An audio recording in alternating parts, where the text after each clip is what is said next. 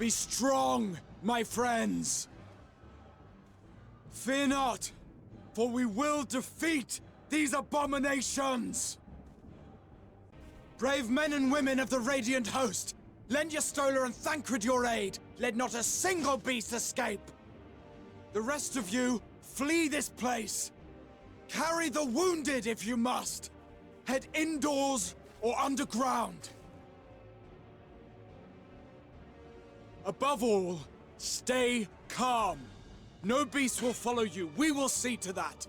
What's poppin', gamers? Espeon here, and last time we covered World of Warcraft and looked at how it stood on our MMO structural tree. But this time, it's Final Fantasy XIV's turn. Final Fantasy XIV started in 2010 as Final Fantasy XIV Online. But when the game was going into the shitter, it received a brand new director. The GOAT of game directors, the greatest of all time, Naoki Yoshida. Yoshi P took the reins. He pulled a Sylvanas. Burn it! And burned Final Fantasy XIV Online to the ground, and like a phoenix rising from the ashes, remade the game from the ground up, and now we have Final Fantasy XIV: A Realm Reborn. Now, I have been playing Final Fantasy XIV since 2018, near the tail end of Stormblood. Starting to sense a theme here. Now, full disclosure, I haven't done everything in Final Fantasy XIV, but I've done enough of the content in this game to get an understanding of most of it, and to reasonably review and, judge the game. So without further ado, welcome everyone. My name is Espeon, and join me as we start the second part of this MMO discussion series and judge and review the game Final Fantasy XIV.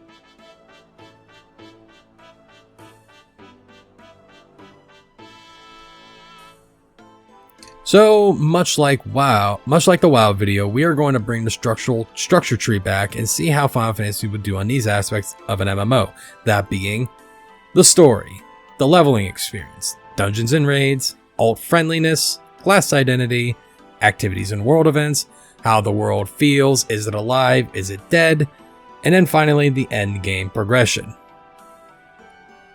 Now, much like the WoW video, I mentioned that I know there are other aspects that make up an MMO, but in my personal opinion, these are the defining features that make an MMO. So without further stalling, let's go ahead and start reviewing Final Fantasy XIV in these aspects. Alright, starting with the story of Final Fantasy XIV. Now before we dive into it, I'm going to say this real quick. This video will contain some major spoilers of majority of the Final Fantasy story, from Heavensward all the way to Endwalker. If you do not wish to be spoiled, skip to the next section of the video, but to those that don't care about spoilers, let's go ahead and dive in. Now, Jesse Cox, if I remember correctly, described Final Fantasy XIV perfectly. World of Warcraft is an MMORPG, while Final Fantasy XIV is an RPG MMO. It is an RPG MMO. It focuses on the story primarily, and the MMO portion is a second thought. And for this game, that is an understatement, because the story is phenomenal. It's a little slow in A Realm Reborn, but when you get to the final cutscene of A Realm Reborn's story, yeah, that's when it finally actually kicks off and gets good. And Heavensward, whoo-wee. I just need to mention the Vault, or just the Nidhogg fight, and I'm sure I will bring up some PTSD from those that experienced those. Stormblood was a little less compared to Heavensward, but come on, man. Tsukuyomi on her own was enough to bring tears. With her redemption story, and with that, let's talk about the official WoW killer, as I am going to dub it, because let's be honest, a lot of WoW players moved to Final Fantasy when this expansion was very relevant. Shadowbringers. This was the expansion that really put Final Fantasy XIV in the spotlight, because the story for Shadowbringers, in my opinion, was too good. Let's just be real. Shadowbringer's story was way too good. Whether you look at Emmett, Amarot, Reen, the Crystal Exarch, or even Elidibus himself, Everything about Shadowbringers' story was incredible. Base Endwalker, moving on to Endwalker, Base Endwalker was great. Up until the end. And now this is where my issues with the story kind of go in, and one of the reasons why I also want to make this video. And I don't know, up until the end it was just great. The end location of Endwalker, while insanely gorgeous and had banger music,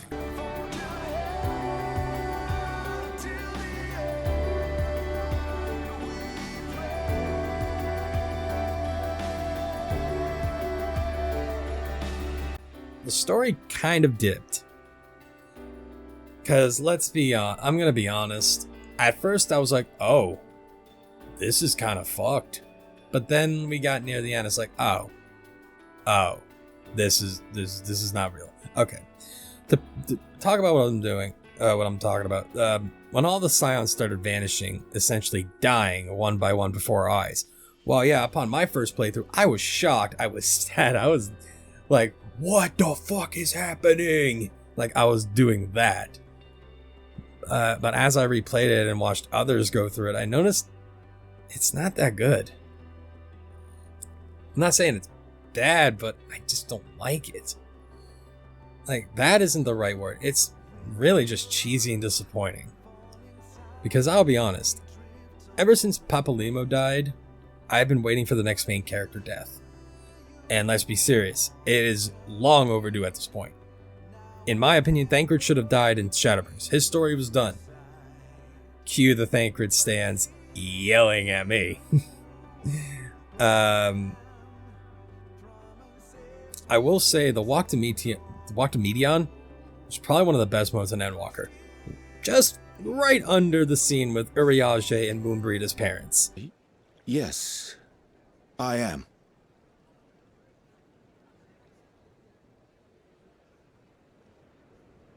Vilfson and Blovida, Sharlayan's foremost researchers in the field of teleportation magic, and Moonbreeder's parents.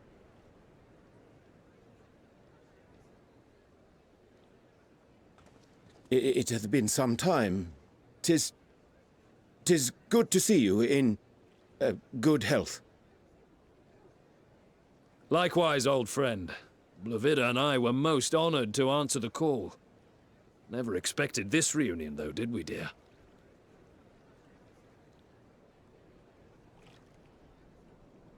I'll say, the nerve. Sending that letter, then running off to the gods know where.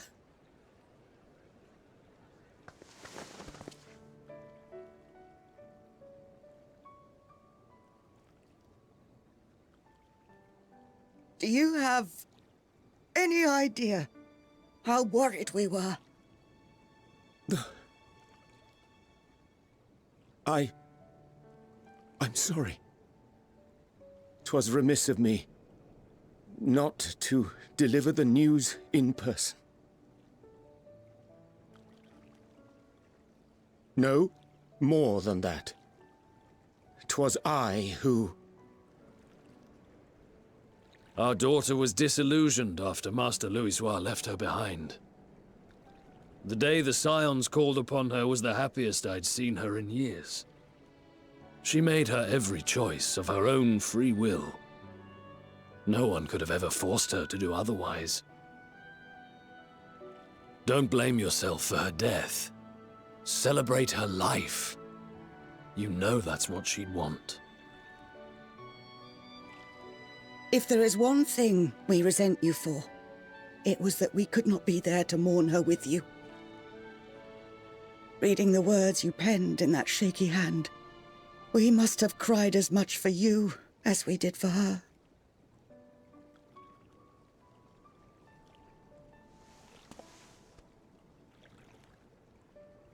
I'm sorry. I truly, truly am. I knew not what to say. Knew not how to express my feelings. The poems and platitudes of wiser men, musings on sadness and loss, studied and memorized, and meaningless in the moment. Silly boy. We are all powerless before such grief. Even now, try as I might, the words escape me. But in our hearts, we know. We always know.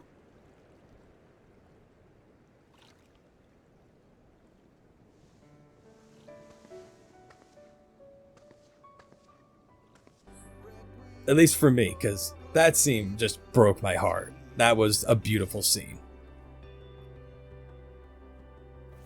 But post 6.0 was just an absolute shit show.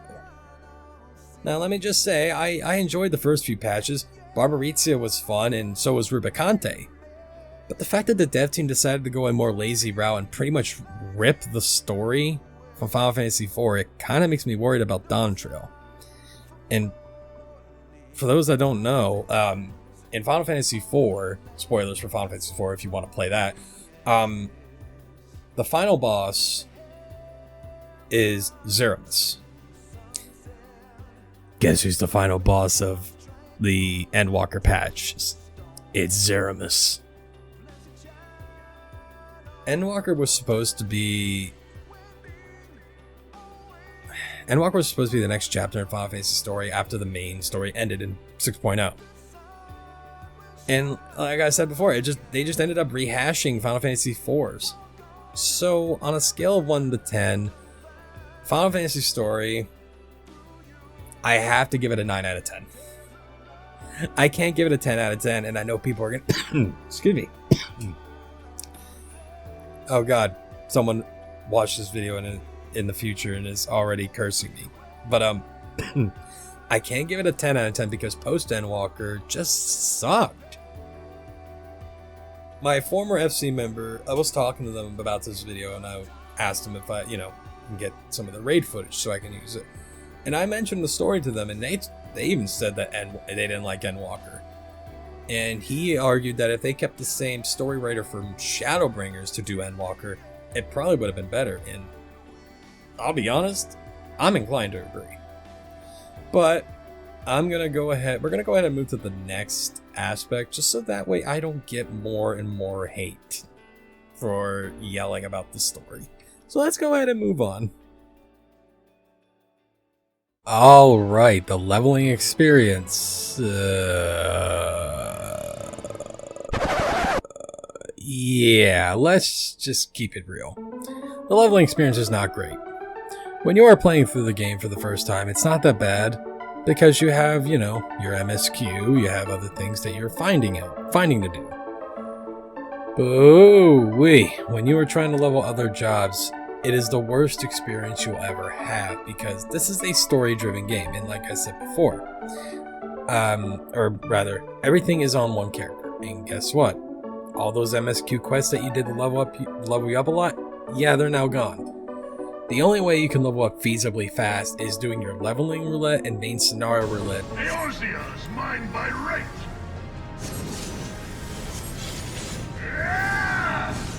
daily. And then spam dungeons, or instead of spamming dungeons, you have to resort to doing the Palace of the Dead if you are leveling 1 through 50. And when you reach 51, you go to the next deep dungeon in from Stormblood, Heaven on High, up until level 71. When you reach level 71, it's up to Baja and then dungeon spamming. In 81, granted, I don't know fully because I never delved into it because I dropped off after this. When you reach 81, you're probably going to the new deep dungeon added in Endwalker to level at that point. Not only is this slow and grueling, but it's the least ult-friendly leveling experience that I've ever felt. And on top of that, Final Fantasy's ult-friendliness is non-existent, because there isn't a need for ults unless you want to leave your server. So the leveling experience and ult-friendliness in Final Fantasy XIV, I'm sorry, but it has to be a 2 out of 10 for both. Sorry, Square, this would be higher up if you made it to where New Game Plus offered XP for alts or other jobs, but you didn't. New Game Plus serves no function whatsoever. But with that, let's go ahead and move on. Alright, Dungeons and Raids. This is another aspect that, like WoW, Final Fantasy XIV excels on. Well, they excel on raids, I should say. And this may seem like a running theme, but it was like that up until pre-Endwalker Turn 2. Dungeons follow the same format as WoW's, kind of. But instead of 5 players, it's 4 players. A tank, a healer, 2 DPS. And for a long time, dungeons, well, let's just be honest, they weren't relevant in Final Fantasy. Hell, even now, if I recall, in Endwalker with Criterion dungeons and the other type that they came out with, but what I've been hearing and seeing, the only importance is getting a mount. Which is fine for me as an avid mount collector, but I don't know, I feel like these are essentially mythic dungeons, and that they should provide more than just, hey, complete me and you get a cool mount that nobody else has. Hey! But enough of the dungeons, let's move on to trials. Now, trials are pretty much the pre-raid fight in Final Fantasy XIV. No trash, no long walk to them. You are there to fight the big bad boss, and that's it. Best way to describe these is that these are small mini raid bosses. They can provide helpful weapons or accessories to help aid you further. Not much to really say for these aside from the fact that they become quickly irrelevant when you are fully in the raid scene.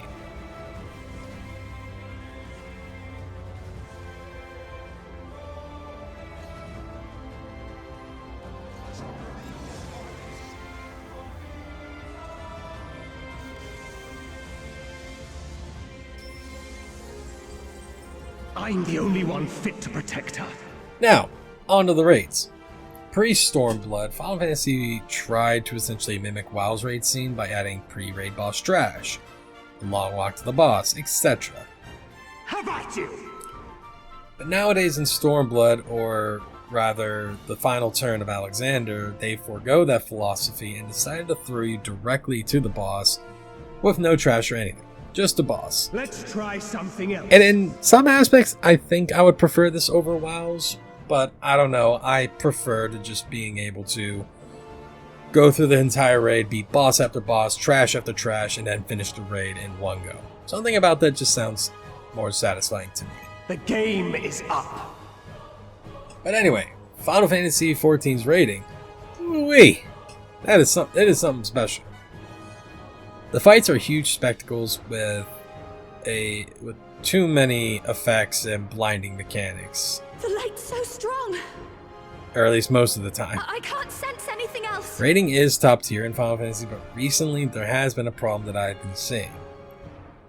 And that's the fact that they have been reusing mechanics. There is a very famous mechanic that it is very famous in Final Fantasy XIV due to the second to last boss in the Alexander raid tier.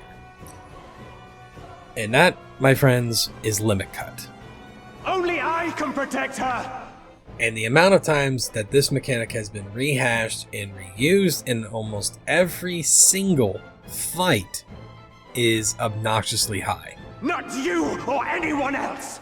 But aside from the amount of reused mechanics, raids are pretty fun and engaging in Final Fantasy. They are also very satisfying when you're able to perfect the dance that is the raid.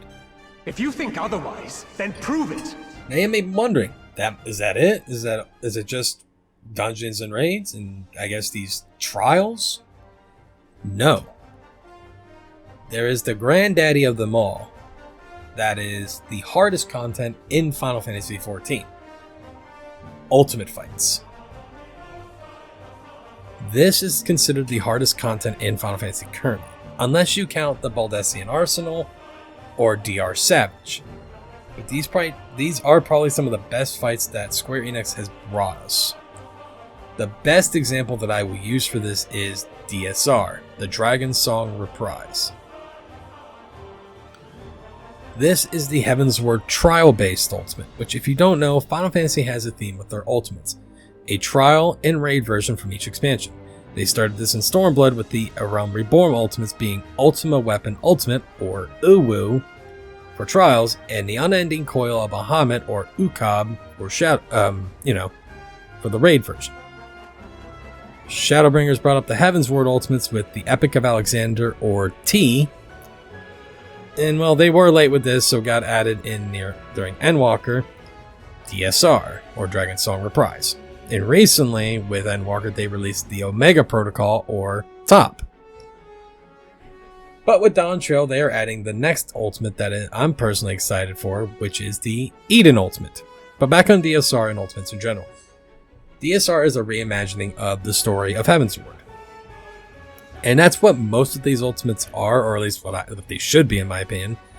They are essentially reimaginings of the fights, and hooey, are they fucking awesome. But also extremely difficult. One death usually means the whole fight's done. But with that, I think... Oh, wait. No. There's one more type of raid that I haven't mentioned. But to be fair, it's not as relevant as it could be. And that's the Alliance raids. Which, if you are a WoW player who has played Classic or hell, Vanilla back in the day, you remember those huge 40-man raids. Well, Alliance raids are on par with them, but you have 3 raid teams combining a total of 24 players. And you all work together to be some lore-relevant character or some random collab raid. A great example of this is the Nier Automata Alliance raids, aka the best raids of the whole Alliance raid scene. You can fight me on that because it's arguably the truth. Again, there's not really much to say about these. They offer gear, tokens to get some high-end raid gear, and pretty much a good time with like collabs and all that. But aside from that, you are mainly going for the Orchestrions and minions. So Final Fantasy XIV's dungeons, trials, raids, alliance raids, and ultimates, I personally want to give this section a lower number because of the amount of reused mechanics. But as I was writing this and thinking about it now, Final Fantasy's raid scene is really good. So against my better judgment, I'm going to give Final Fantasy's dungeons a 5 out of 10. And we will throw the raids, trials, alliance raids, and ultimates together into one, giving it a rousing 10 out of 10. So pretty much Square, tweak your dungeons, come up with more unique mechanics. But other than that, keep doing what you're doing. Well, maybe make it to where we can see more mechanics on the ground. I don't like having orange on orange because then I can't see. I'm looking at the Phoenix from P3. Fuck that fight. But aside from that, keep doing what you're doing, Yoshi P. Your raid scene is doing great. But let's move on.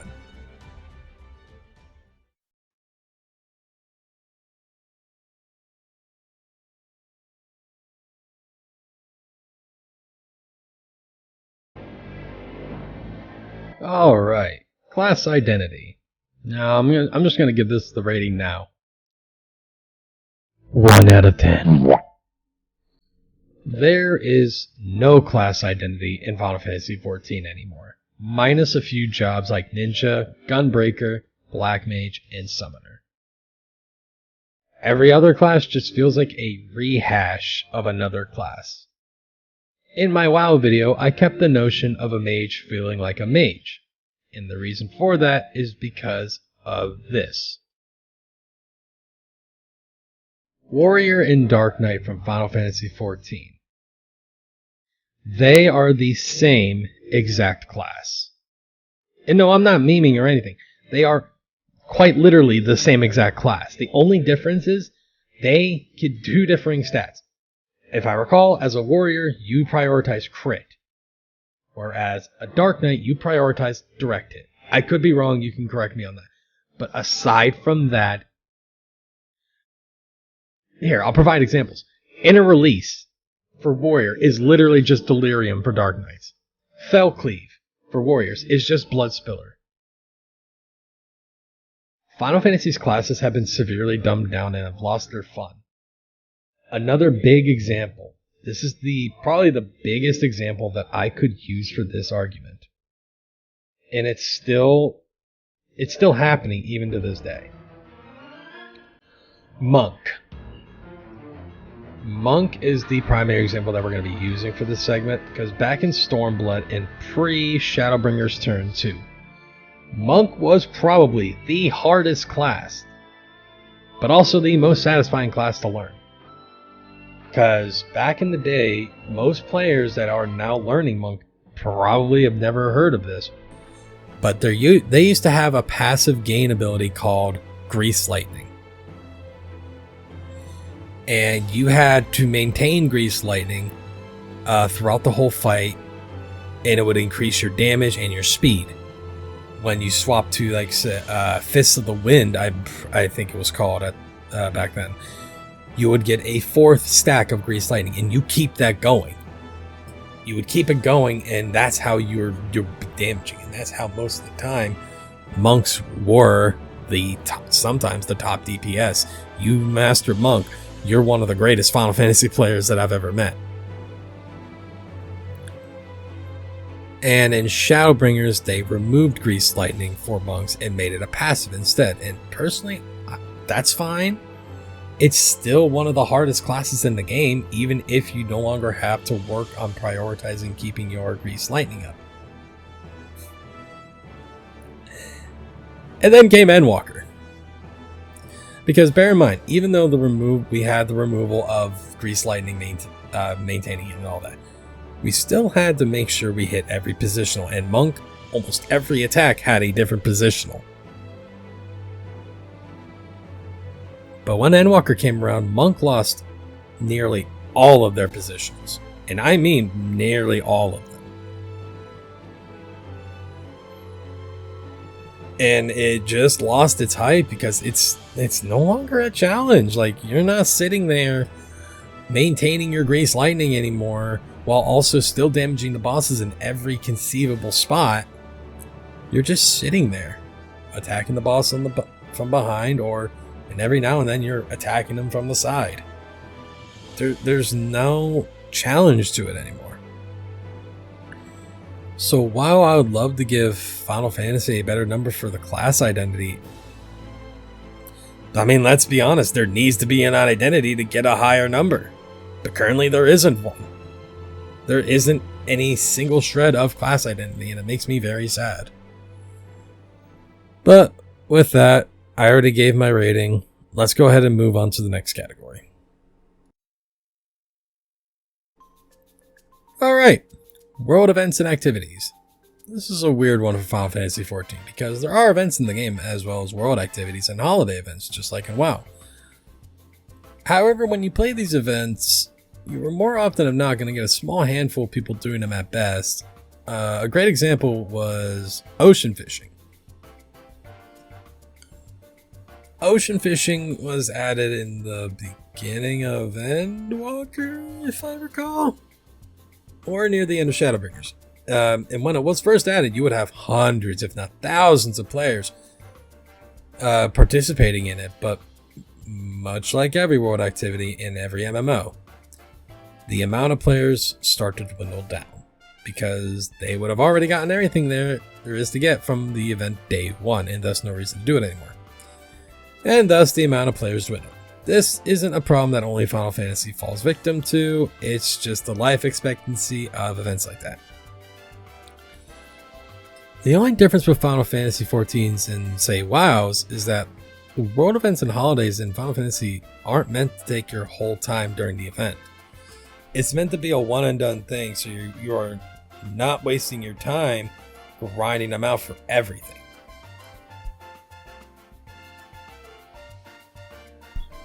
Now, this is both a good thing, but also a bad thing.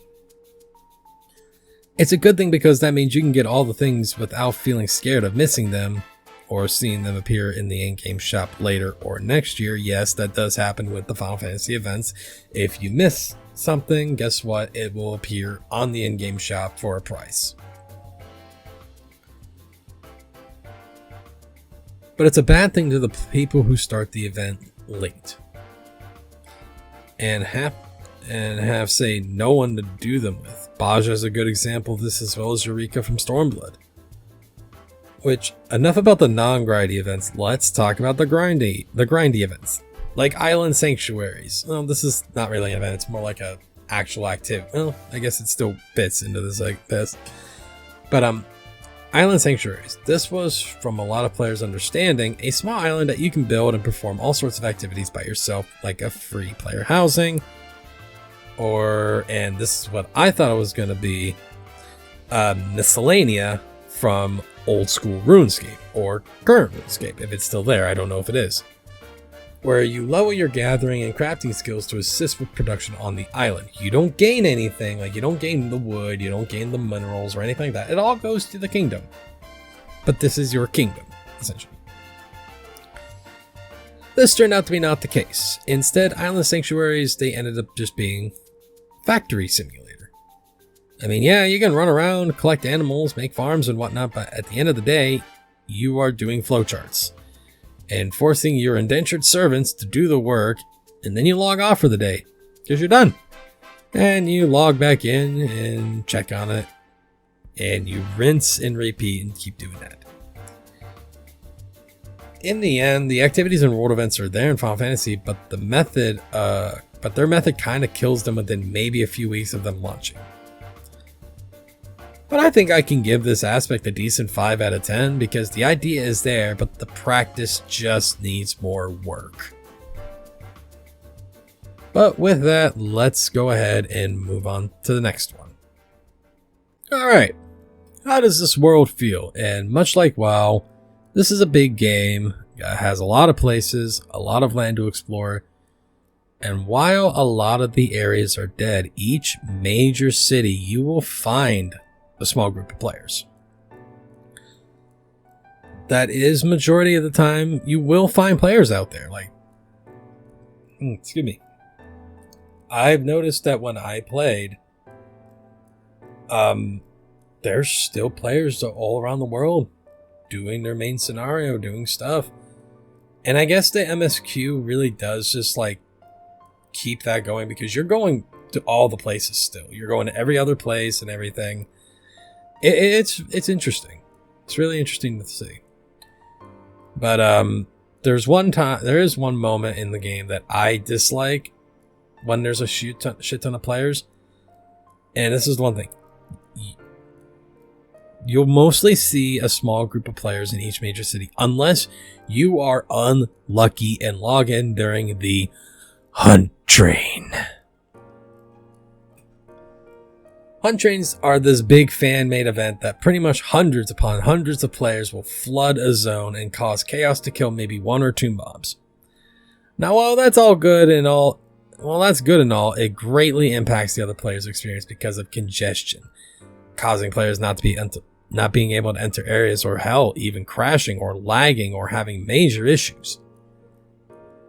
One of them being like having long load times. Once again, being the area being congested, you can't get in. Layering, like that, all this stuff just happens when hunt trains happen. But aside from that, you'll find people doing their own thing in the world. So is Final Fantasy XIV's world dead? No. No, not at all. In some places, yes. But you will find players almost anywhere in Final Fantasy, from my experience at least. So Final Fantasy's world, while the major world events like Baja, Eureka, and all that will be majority of the time dead, the world itself isn't. So with it, even though I wrote in the part right here that it gets a 6 out of 10, I'm myself changing it right now in real time to a 7 or 8 out of 10. Because the world is still very much alive. Alright, the endgame progression of Final Fantasy XIV. Remember how I talked about how Final Fantasy XIV made their world events and such the least grindy experience you've had? Yeah, let's turn to the opposite direction for the endgame, because the raid scene for the raid scene, grinding is wild.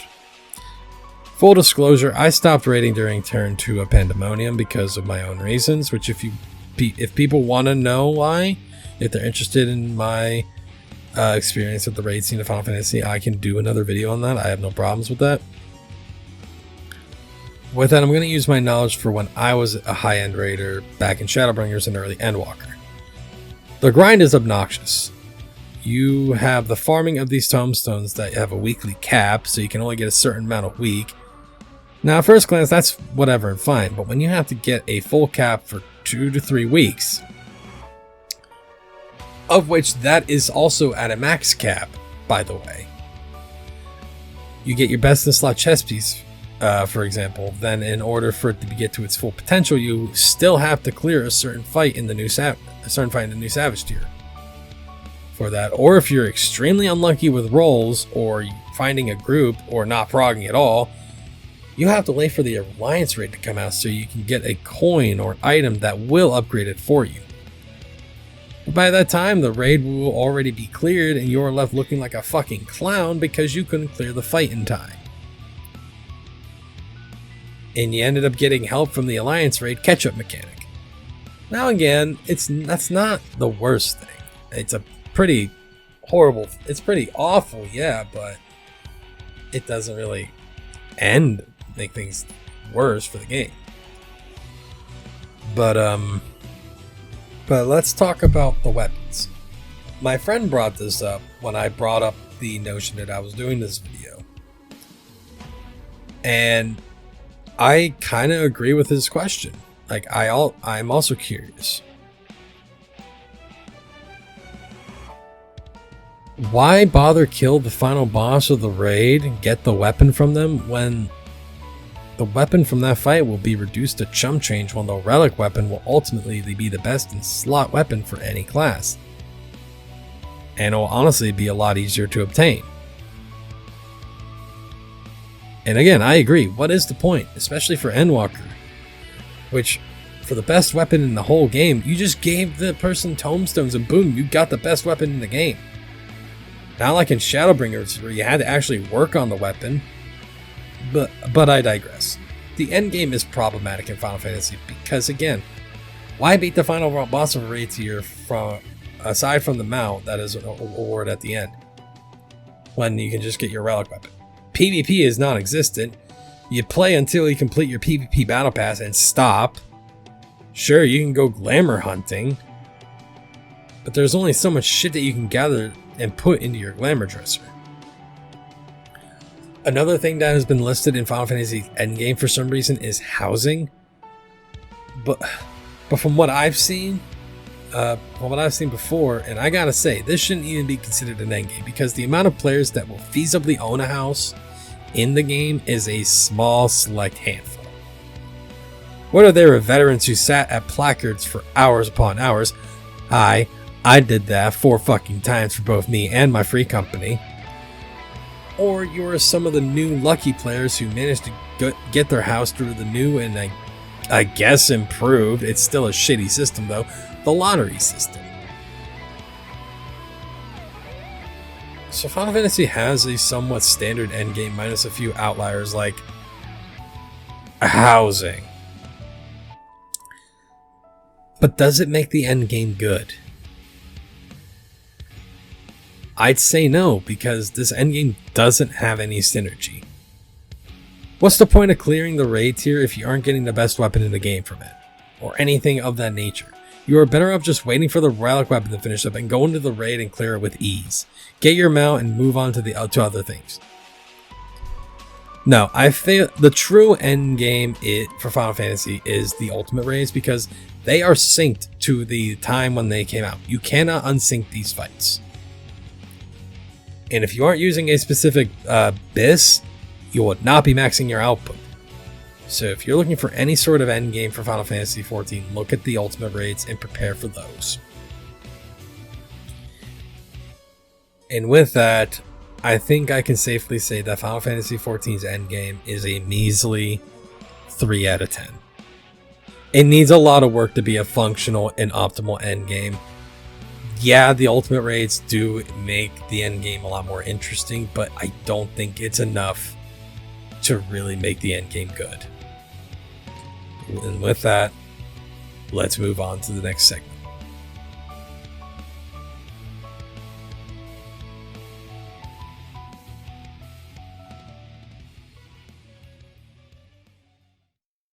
Alrighty, I wanted to add this part in because I did it for the WoW video. I wanted to bring up professions or gatherers and crafters in Final Fantasy XIV.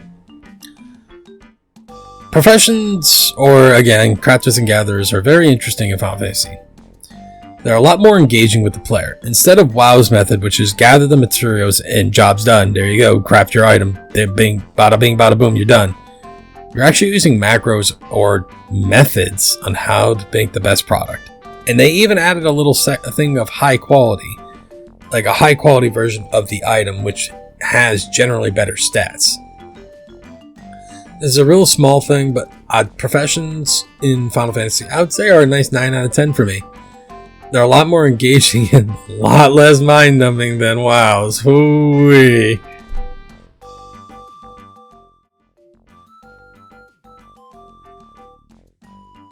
Thank you so much for watching. Sorry this took me a bit longer to get out there compared to my WoW video. I just found some tough times money-wise, so I wasn't sure I'd be able to get this out in a timely manner. But here we are. To make sure I don't have a sub for this because I still don't feel compelled to play this game anymore. I mean, I finished the story at least. If you wish to watch that, I did put a set of videos. I did release a set of videos before this of me going through the story. So if you wish to watch those, feel free. But yeah, at least I finished the story, so I can safely say I'm ready for Dawn Trail. Am I excited? I mean, I'm excited for female Hrothgar. I'm excited to try the new classes and maybe the story. Will I mess with raiding? I might do the normal version, just go through it like that. But other than that, I'm probably not going to touch the Savage. It would really have to hook me, to say the least. It has to hook me. And I'm not a Final Fantasy XI player. I've never played it, so I'm not really excited about the Alliance raids. But, again, thank you so much for watching. Stay tuned for part 3, where we check the final score for both games and see which game is worth checking out more than the other, as well as touch on other things that both videos didn't bring up, like the communities. But until then, be sure to check out other videos that I've done. Like the video if you liked it, dislike it if you disliked it, comment your thoughts, and as always, don't forget to subscribe for more. But my name has been Espeon, and I'll see you all in the next video.